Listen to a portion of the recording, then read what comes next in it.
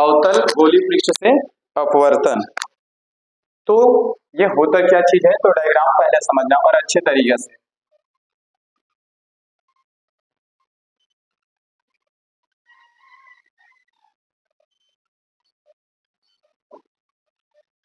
ये क्या है, ये हमारा अवतल गोलीय, इसको एक काम करता हूँ, एक मिनट थोड़ा बड़ा बनाता हूँ, इसको थोड़ा और बड़ा करता हूँ, एक मिनट है।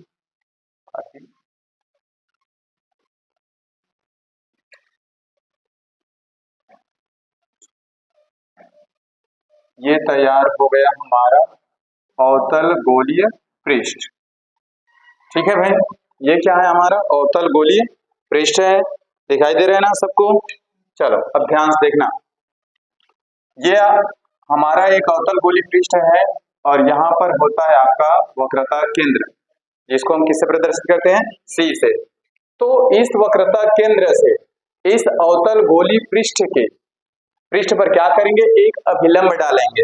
ठीक है ना, तो ध्यान से देखना कैसे होगा।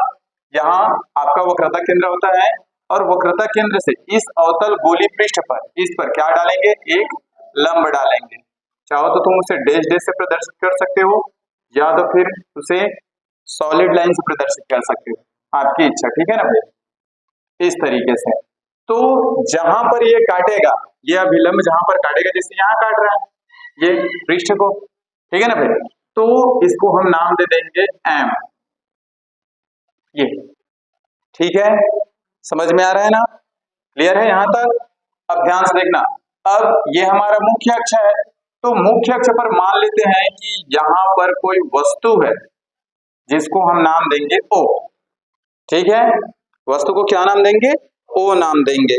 अब इस वस्तु से एक प्रकाश किरण निकलेगी और वो किससे टकराएगी, एम से। तो ओ एम से एक प्रकाश किरण इस तरीके से निकलेगी,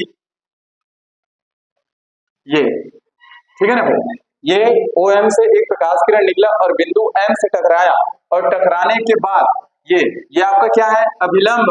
तो ये सीधा निकलना चाहिए था इस तरीके से, लेकिन ये सीधा नहीं निकलेगा। क्या होगा, देखो सबसे पहले मैं आपको माध्यम बता देता हूँ। ये आपका वायु है, यानी कि विरल माध्यम, इसको भी याद रखना। ठीक है ना भाई, विरल माध्यम है।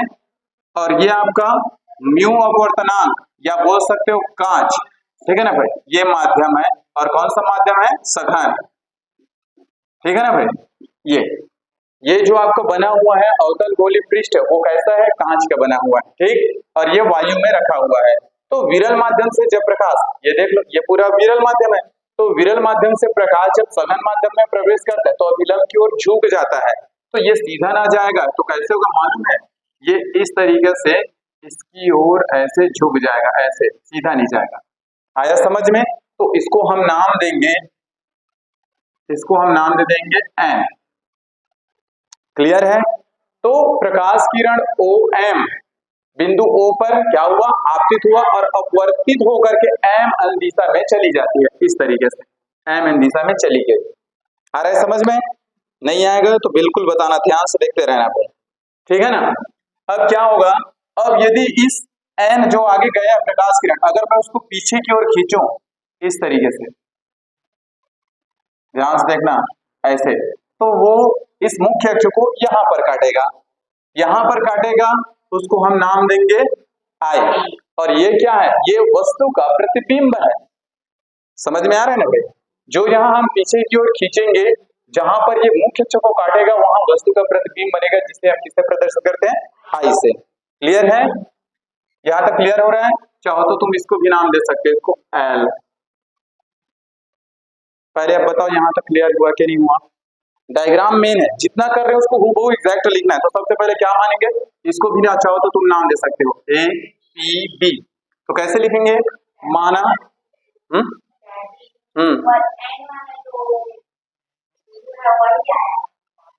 हाँ एन, जो सबसे पहले ये जो प्रकाश किरण गए ना ओ एम, वो अपवर्तित होकर के, ये तो क्या हुआ था आपका, आपतित हुआ था, ये अभिलंब से अपवर्तित होकर के एम एन दिशा में चला जाता है, सीधा नहीं जाता, अभिलंब की ओर झुक जाता है। क्यों, जब वायु विरल माध्यम से सघन माध्यम में प्रवेश करता है कोई भी प्रकाश किरण, तो अभिलंब की ओर झुक जाता है, वो झुक गया, वरना ज्यादा तो सीधा जाना चाहिए था ना। आ रहा है समझ में ना। तो अब हम इसको नाम दिया है APB, एक आपका गोलीय अवतल पृष्ठ है, ठीक है। फिर अब इसके पृष्ठ पर, या ऐसे बोल सकते हो जिसका P क्या है, ध्रुव है, ठीक। अब इसके वक्रता केंद्र C से इस गोलीय पृष्ठ पर हमने क्या डाला, एक अभिलंब डाला, ठीक है। और जहां पर ये काटा उसको हमने क्या नाम दिया, M, और सामने जो गया उसको हमने L नाम दे दिया, ठीक। अब हमने ये माना कि माना इस मुख्य अक्ष पर एक बिंदु O है, ठीक है ना भाई। अब इस बिंदु O से एक प्रकाश किरण, जिसको हमने नाम देंगे OM, वो बिंदु M पर क्या होता है, आपतित होता है और अपवर्तित होकर के MN दिशा में चला जाता है। क्लियर है। अब यदि इस MN को मैं पीछे की ओर खींचूं, MN है ना, अगर इसको मैं पीछे की ओर खींचूं तो ये बिंदु I पर प्राप्त होता है, और यही क्या होता है, आपका प्रतिबिंब होता है, किसका, वस्तु का। क्लियर है। अब हम इसको क्या करेंगे, अभ्यास देखना, ये वाला आपका क्या है, आपतित किरण, तो आपतित किरण यानी कि आपतन कोण बनेगा। क्लियर है ना।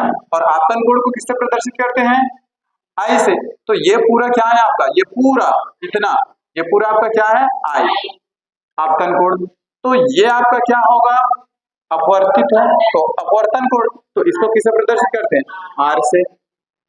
ये समझ में आया कि नहीं, पहले बताओ, आ गया है ना। अब ध्यान से देखना, ये हमारा पूरा क्या है, I है, ठीक है ना भाई, ये पूरे के लिए I है।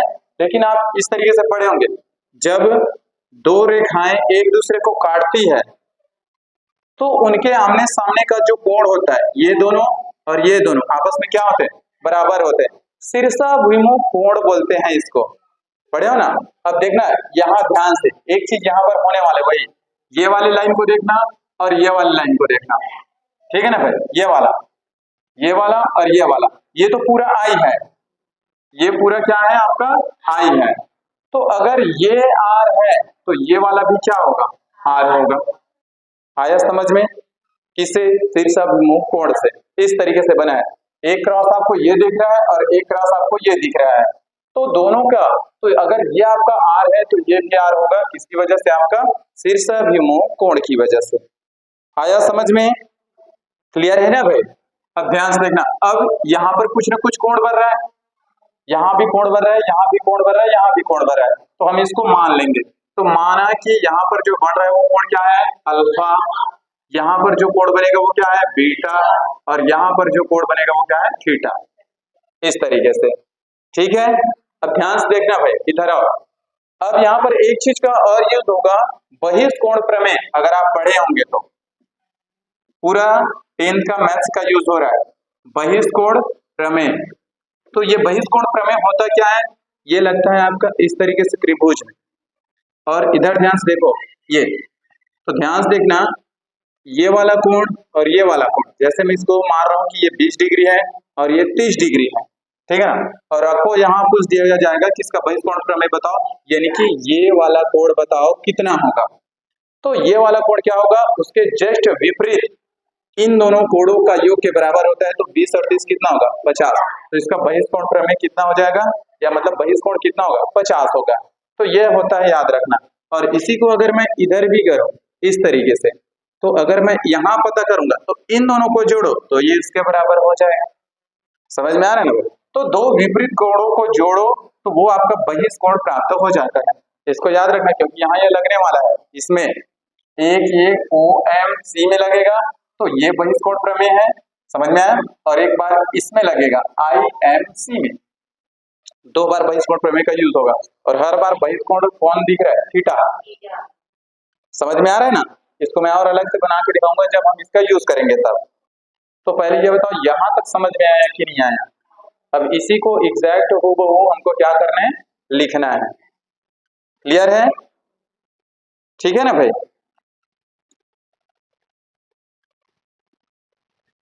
चलिए इसकी दूरी को और लिख देते हैं। देखो ये आपका क्या है, वक्रता केंद्र। वक्रता केंद्र से ध्रुव की दूरी को किससे प्रदर्शित करते हैं, R से, मालूम है। अच्छा, वस्तु से ध्रुव की दूरी को किससे प्रदर्शित करते हैं, हाँ, U से। वस्तु से, ये कोई वस्तु था ना, वस्तु से ध्रुव की दूरी को U से, और प्रतिबिंब से ध्रुव की दूरी को वी से, यस, क्योंकि इनका यूज हो गया अभी। आया समझ में? चलिए, तो सबसे पहले जो जो किए यहाँ पर उसको लिख लेते हैं। माना कौन वाला angle? O M C, O M C, ये पूरे की बात चल रही है। इसकी क्या है? आपतन कोण आई है, तो लिखेंगे एंगल ओ एम सी बराबर क्या? आई। और ये क्या है आपका? आपतन कोण है। अच्छा, अब इसकी बात करेंगे तो एल एम एन यहां पर है एक, तो लिखेंगे कोण एल एम एन, ठीक है ना भाई? इक्वल कौन सा एंगल और इसके बराबर होगा? I M C, angle I M C बराबर क्या? आर। और ये क्या है आपका? अपवर्तन कोण। और ये दो कैसे प्राप्त हुआ? शीर्ष विमुख कोण की वजह से ये आई एम सी भी क्या प्राप्त हुआ? आर प्राप्त हुआ। क्लियर है यहां तक? ठीक है। उसके बाद क्या क्या माने उसको लिख लेते हैं, तो ध्यान से देखना। अल्फा बीटा गामा माने ना, तो देखो एम ओ सी, या ऐसे बोलो एम ओ आई। अल्फा किस में माने हैं? एम ओ सी में, पूरे के लिए ये अल्फा एम ओ सी। ध्यान से देखना भाई, एम क्या हो गया? जो बीच में बनता है, जो बीच में बनता है ओ पर बन रहा है ना भाई, तो उसको बीच में लिखते हैं, अगर आपको मालूम होगा तो। समझ में आ रहा है ना भाई? चाहो तो तुम सिंगल भी लिख सकते हो, कोण ओ बराबर अल्फा, आई बराबर बीटा और सी बराबर थीटा, लेकिन ये पूरा बन रहा है इस तरीके से, तो एम ओ सी। तो एम ओ सी में कौन सा बन रहा है? तो एंगल एम ओ सी बराबर अल्फा। ये चीज समझ में आया? अब ध्यान से देखना, ये बीटा, तो एम आई सी यहां पर बन रहा है, तो लिखेंगे एंगल एम आई सी बराबर क्या? बीटा। और थीटा कहां पर बन रहा है बताओ? थीटा बन रहा है एम सी पी, इसके बीच बन रहा है, तो लिखेंगे एंगल एम सी पी बराबर थीटा। आई समझ में जी? आया है ना? ये लो, इतना हो गया। क्लियर है यहां तक? नोट करते जाना और समझते भी जाना। अब स्नेल के नियम से ध्यान से देखना। अब स्नेल के नियम से, तो क्या बोलते हैं? स्नेल का नियम मालूम है ना? म्यू बराबर साइन आई बटे में साइन आर, क्या इतना होता है? होता है ना? अब ध्यान से देखना आगे क्या होगा, ठीक है? यदि ध्यान से देखना, यदि आई और आर का मान अत्यंत सूक्ष्म हो यानी कि कम हो, तब की कंडीशन में क्या होगा? तो लिखेंगे यदि आई व आर का मान अत्यंत या अत्यधिक कम हो तो ध्यान से देखना क्या होता है? कम होता है तो साइन आई बराबर आई होता है और साइन आर बराबर आर, तो इन दोनों की जगह हमको ये रखना है। तो क्या हो जाएगा? तब म्यू बराबर साइन आई की जगह आई बटे साइन आर की जगह आर। ये चीज समझ में आया? अब यहां से अगर मैं आई का मान निकालूं तो ये इधर गुणा में आ जाएगा, आएगा ना? तो क्या हो जाएगा आपका? इधर लिख रहा हूं आई बराबर म्यू आर। आया क्या समझ में इतना? ये पॉइंट समझ में आया यहां तक? इसको देना इक्वेशन नंबर फर्स्ट, ठीक है भाई? अब वही हम चलेंगे अब बहिष्कोण प्रमेय की ओर, जो हम लोग यहाँ पर अभी देखे थे, ठीक है? तो लिखना अब किस में लगाएंगे? सबसे पहले ओ एम सी में, एक बार फिर इसमें लगेगा, दो बार बहिष्कोण प्रमेय का यूज होगा, तो ध्यान से देखना। तो लिखेंगे अब त्रिभुज ओ एम सी में, ये वाला ओ एम सी में त्रिभुज है ना भाई, क्या? बहिष्कोण प्रमेय से, बहिष्कोण प्रमेय से। तो ध्यान से देखना, पहले मैं इसको अलग से बना के दिखा रहा हूं, इस तरीके से बना है ऐसे, ये आपका O, ये M, ये C। तो देखो O का मान कितना? अल्फा। M का मान कितना? M पूरा क्या है? I, ठीक है ना भाई, पूरे की बात चल रही है ना। और ये कितना है थीटा, और मुझे ये चाहिए तो इन दोनों को जोड़ दो, ऐसा बोल रहे हैं। अभी बताया हो ना कि अगर आपको ये बहिष्कोण चाहिए बाहर वाला कोण, तो उसके जस्ट विपरीत दोनों कोणों को जोड़ दो, आपको ये उसके बराबर मिल जाएगा। ठीक है, तो यहां से अगर मैं इन दोनों को जोड़ दूं अल्फा और आई को, तो मुझे क्या मिल जाएगा थीटा। तो इसमें हो जाएगा अल्फा प्लस आई बराबर क्या होगा थीटा। अगर मैं यहां से आई का मान निकालूं तो अल्फा उधर किस में जाएगा माइनस में, भाई इधर प्लस में है ना, तो आई बराबर क्या हो जाएगा थीटा माइनस अल्फा। एक चीज पता चला, अब मुझे आर और चाहिए, यहाँ मान रखना है अभी हमको, समझ में आया ना। तो आर कहां से निकलेगा, यहां से आई एम सी से, ये है ना आर बैठा है, आया समझ में। चलिए देना चाहते हो तो दे सकते हो, चलो दे देते हैं भाई समीकरण, तो आपके ऊपर डिपेंड करता है कितना समीकरण दे सकते हो। अब ध्यान से देखना दूसरी वाली कंडीशन इसमें अप्लाई करेंगे फिर से, तो अब लिखेंगे अब त्रिभुज, इसकी बात करेंगे आई एम सी में बहिष्कोण प्रमेय से, बहिष्कोण प्रमेय से। तो यहां क्या होगा चलो बताओ, इसमें क्या होगा। देखो अगर मैं आर और बीटा को जोड़ू, आर प्लस बीटा बराबर थीटा, यही तो होगा ना, आया समझ में। इस वाले त्रिभुज को देखना इसको, तो यही तो बहिष्कोण होगा, तो आर और बीटा को जोड़ूंगा तो मुझे थीटा मिल जाएगा, तो ये तो हुआ है। तो अगर यहां से मैं आर का मान निकालूं तो बीटा प्लस में उधर जाएगा तो किसमें होगा माइनस में, तो थीटा माइनस बीटा। अब आपके पास आर का भी मान है आई का भी मान है, तो इन मान को हम समीकरण 1 में रखेंगे, चाहो तो इसको तुम समीकरण नंबर 3 दे सकते हो। ठीक है, अब लिखेंगे आई और आर के मान को समीकरण 1 में रखने पर आई व आर के मान को समीकरण 1 में रखने पर, चलो रख दें अभी से, जहां समीकरण 1 है वहां पर, तो ये रहा आई की जगह, आई की जगह रखेंगे यहाँ थीटा माइनस अल्फा, ये देख लो है, ठीक है ना भाई। चलिए ध्यान से देखना इधर क्या हुआ, चलो थीटा माइनस अल्फा हो गया, चलो इधर आ जाओ। अब म्यू, ये म्यू आर की जगह क्या रखना है थीटा माइनस बीटा, इसको देना समीकरण नंबर 4।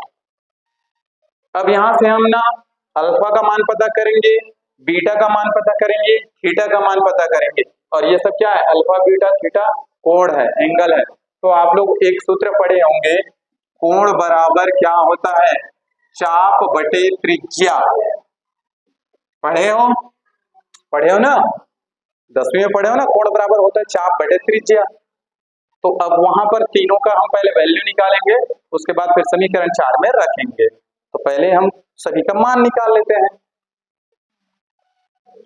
चलिए अब इनका मान निकालेंगे अल्फा बीटा और थीटा का। तो क्या, चूंकि आपको मालूम होगा कि कोण बराबर क्या होता है चाप बटे त्रिज्या, तो इसी को हम सब पर अप्लाई करेंगे, अल्फा के लिए भी, बीटा के लिए भी, थीटा के लिए भी। तो ध्यान से देखना, अब मुझे सबसे पहले चाहिए अल्फा का मान, ये अल्फा रहा कोण, तो इसकी चाप, तो चाप ये रहा, ये अगर मैं एक सर्कल बनाता तो इस तरीके से बनता, तो चाप आपका क्या है एमपी, तो लिखेंगे चाप की जगह क्या एमपी, या लिख सकते हो पीएम, एक ही मतलब है, ठीक है बटे। अब यहाँ ध्यान से देखना त्रिज्या, तो अल्फा के लिए त्रिज्या क्या है आपका ओ से लेकर पी तक पूरा, तो आपको पता चल गया अल्फा का मान एमपी बटे ओपी, आया क्या समझ में। अच्छा बीटा का मान निकालते हैं, सेम प्रोसेस, चाप, तो चाप तो सबके लिए सेम है, समझ में आ रहा है ना भाई, चाप सबके लिए सेम रहेगा एमपी बटे, अब इसकी त्रिज्या तो ये यहाँ से आई से लेकर पी, तो ये हो जाएगा आई पी, ध्यान से लेके जाना भाई। थीटा, थीटा के लिए भी आपका चाप कौन है एमपी ही है, तो ये हो जाएगा एमपी, और आपकी त्रिज्या इस बार क्या होगी सी से पी, तो सी। अब जरा बताओ कोण कैसे निकला, समझ में आया। अब इन सब मानों को अल्फा बीटा थीटा के मान को समीकरण 4 में रखेंगे, तो लिखते हैं अल्फा बीटा व थीटा के मान को समीकरण 4 में रखने पर, रख दीजिए जहां पर दिख रहा है वहां पर। नहीं आ रहा समझ में? हाँ चलो रखें थीटा, थीटा की जगह क्या रखना है, एमपी बटे सीपी रखें। चलो तो ये हो जाएगा आपका एमपी बटे सीपी माइनस अल्फा, अल्फा की जगह क्या रखना है, एमपी बटे ओपी, हो गया देख लो भाई, इक्वल म्यू की जगह तो म्यू रहेगा, आगे बढ़ो थीटा, थीटा की जगह एमपी बटे सीपी, देख लो अभी हम सिर्फ वैल्यूज को पुट कर रहे हैं, बीटा की जगह क्या रखना है, आईपी। पहले ये बता दो यहां तक समझ में आया कि नहीं आया, ये सब मान कहां से निकले समझ में आया, वैल्यू रखे वो समझ में आया। अच्छा अब इसमें ना आपको कुछ कॉमन दिख रहा होगा, उसे हम बाहर निकालेंगे, तो यहाँ एमपी कॉमन है, यहाँ भी एमपी कॉमन है, निकाल दे बाहर, समझ में आ रहा है ना। चलो निकालते हैं तो फिर, तो इधर से निकल के आ गया एमपी, तो इधर क्या बचा 1, ऊपर से एमपी तो निकल गया, नीचे सीपी माइनस, इधर भी क्या बचेगा 1 और ये ओपी, क्लियर है। अच्छा यहां से भी एमपी बाहर निकल जाएगा, तो ये निकल गया एमपी बाहर और ये म्यू पहले से है, ठीक। इधर क्या बचा 1 upon CP minus 1 upon IP, clear हुआ यहाँ तक? कोनो दिक्कत है यहाँ तक? नो। तो चलिए ध्यान से देखना, अब ये एमपी से ये एमपी कैंसिल हो जाएगा, इधर गुणा में इधर पक्षांतर करूंगा तो भाग में आएगा, तो यहीं से काट दिया चलेगा। अब जो बचा उसे लिखो, तो 1 upon CP minus 1 upon OP equal, इधर क्या बच गया mu 1 upon CP minus 1 upon आई2, इसको देना इक्वेशन नंबर 5, क्लियर है यहाँ तक? ठीक है चलिए अब हम यहाँ पर सीपी ओपी और आईपी इन सब का क्या रखेंगे, मान रखेंगे, तो कहां से, चिन्ह परिपाटी से। तो अब चिन्ह परिपाटी से क्या होता है, चिन्ह परिपाटी ध्यान से देखना, तो सबसे पहले मुझे चाहिए सीपी का मान, तो ये रहा सीपी, तो सीपी की वैल्यू कितना होगा आर, लेकिन कौन सा आर होगा माइनस, क्यों आया माइनस समझ में आया, क्योंकि ये आपका कहाँ बन रहा है, बाईं ओर बन रहा है, चाहो तो लिख सकते हो वक्रता केंद्र की वक्रता त्रिज्या ऐसे करके, ठीक है ना भाई। ये अगला देखो, मुझे किसका मान चाहिए ओपी, ओ से पी वस्तु की दूरी है ये, तो कितना है वस्तु की दूरी यू, तो क्या होगा माइनस का यू। अच्छा कौन बच गया आपका आईपी, तो अगर मैं आईपी का मान निकालूं, आईपी का मान तो कितना है वी, प्रतिबिंब की दूरी, लेकिन ये भी क्या होगा माइनस का, क्यों सभी ऋणात्मक है, समझ में आ गया ना, बाईं ओर बढ़ रही इस कारण से सभी क्या होगा ऋणात्मक। अब इन मान को समीकरण 5 में रखेंगे, क्लियर है, कहां से आया सब, अब लिखेंगे समीकरण 5 से,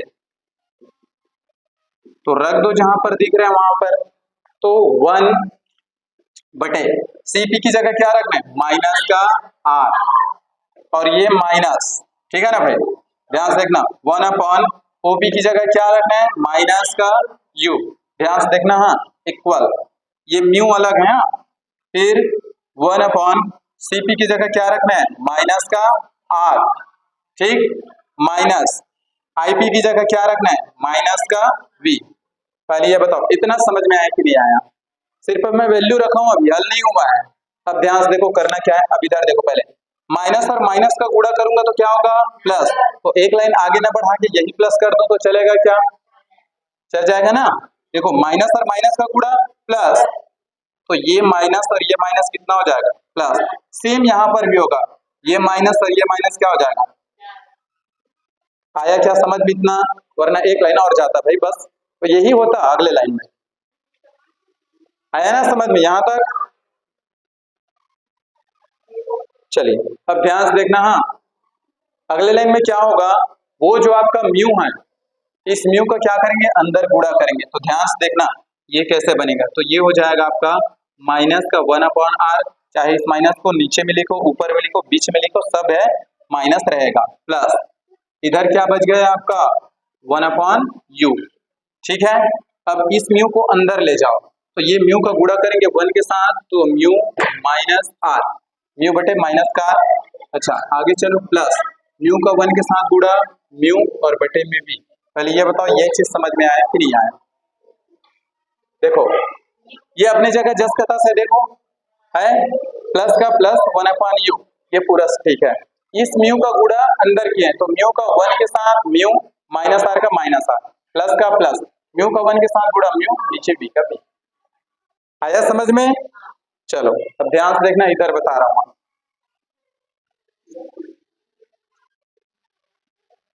अब क्या करेंगे, ये जो आपका आर वाला है उसको इधर पक्षांतर करेंगे और यू वालों को उधर पक्षांतर करेंगे। तो ध्यान से देखना, ये माइनस में इधर लाऊंगा तो किसमें होगा? प्लस में। तो लिख लो पहले म्यू बटे आर, या आ गया प्लस में। इधर ऑलरेडी से पहले किसमें? माइनस में, तो माइनस का 1/r, ये लो इधर का हुआ। अच्छा उधर प्लस में पहले से कौन बैठा है? म्यू अपॉन वी, ये माइनस में जाएगा, प्लस है 1/u।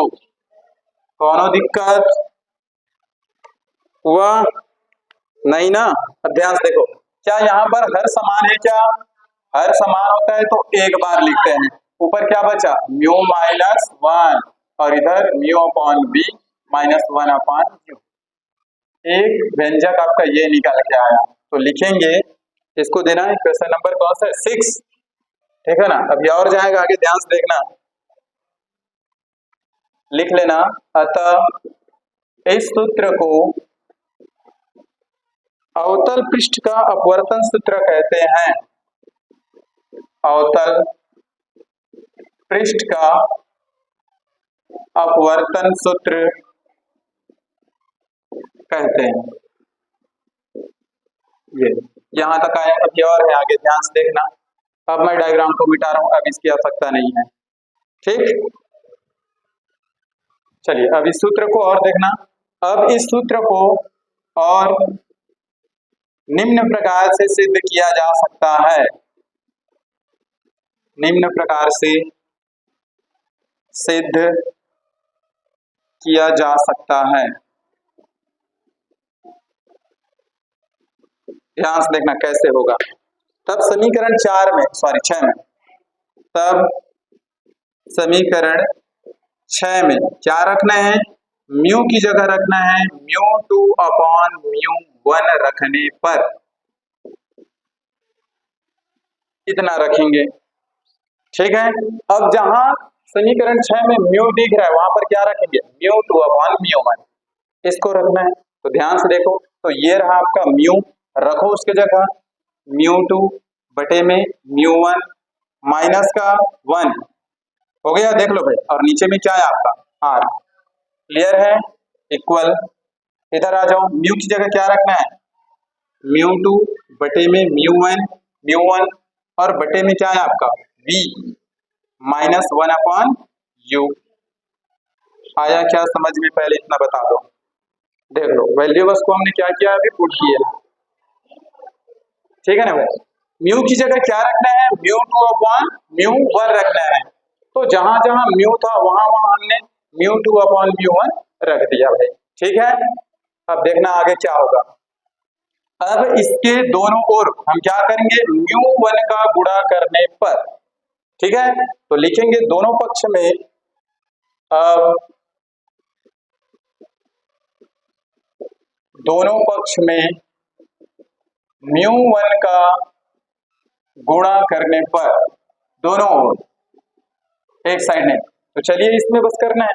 तो ये रहा आपका μ2 अपॉन μ1 माइनस का 1 इंटू आर अपॉन में आर, और ये कर दिए μ1 का गुणा। इधर भी आ जाओ, μ2 अपॉन μ1 बटे में v माइनस का 1 अपॉन u, और यहां भी हमने कर दिया μ1 का गुणा। देख लो ये जस का तस है, बस दोनों साइड में हमने क्या किया है? μ1 का गुणा किया है, ये आपका μ1। आया समझ में? अब ध्यान से देखो, अब इस μ1 को अंदर गुणा करेंगे, तो देखो ध्यान से कैसे होगा। μ1 का पहले इन दोनों के साथ गुणा, μ1 का फिर इसके साथ भी गुणा, देख लो पहले। तो इस μ1 का गुणा करूंगा मैं इसके साथ, तो μ2 अपॉन μ1 हो गया, माइनस μ1 का 1 के साथ गुणा तो μ1 ही बनेगा, और नीचे में क्या है आपका r, इधर भी आ जाओ, μ1 का गुणा इसके साथ और उसके साथ भी, तो μ1 का गुणा μ2 अपॉन μ1 के साथ, नीचे क्या है v माइनस, इधर क्या है आपका μ1 का 1 के साथ तो μ1 और नीचे में u। क्लियर है यहाँ तक? अब ध्यान से देखना, ये ऊपर नीचे में है कैंसिल हो जाएगा, आया समझ में? तो इधर क्या बचा, ओनली μ2 माइनस μ1 बटे में r, आ रहे हैं ना भाई समझ में? चलो इधर क्या बच गया है आपका μ2 बटे में v माइनस μ1 बटे में u। पहले बताओ यहां तक क्लियर हुआ कि नहीं हुआ? यहां तक क्लियर है ना? ध्यान से देखना भाई, μ2 माइनस μ1, हाँ हो तो गया, इससे ज्यादा नहीं निकलेगा। तो ये एक सूत्र और निकल के आया, ये वाला, तो हाँ ये उसी के लिए है जो यहाँ लिखे हैं, तो इसको लिखेंगे, यह सूत्र भी अवतल पृष्ठ का अपवर्तन सूत्र कहते हैं, ठीक है ना? तो लिख लेंगे इस सूत्र को भी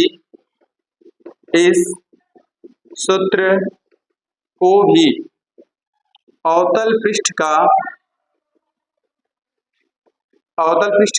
अपवर्तन सूत्र